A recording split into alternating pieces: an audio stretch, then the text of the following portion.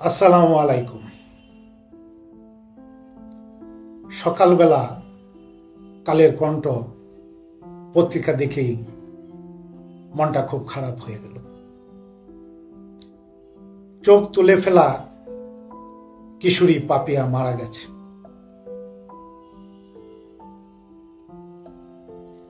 অত্যন্ত কষ্টের,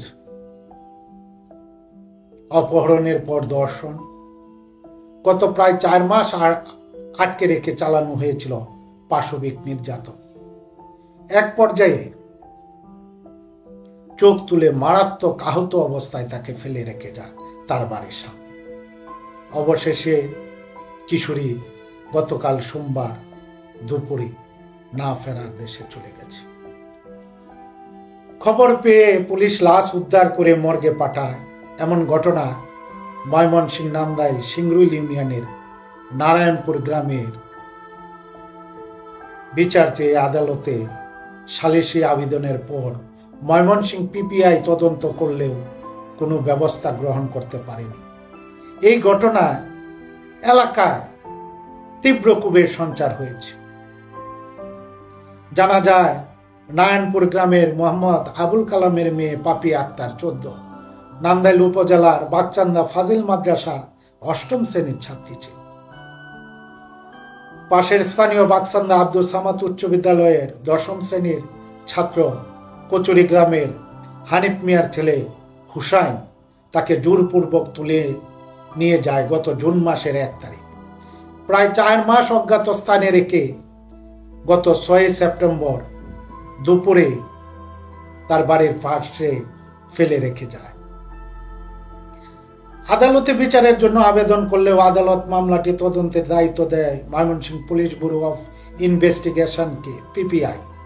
তদন্তের দায়িত্ব পেয়েছিলেন পরিদর্শক মুসলিম উদ্দিন। কয়েকদিন ধরেই তিনি বলেছেন, সিআর মামলায় প্রতিবেদন ছাড়া কিছুই করার নেই।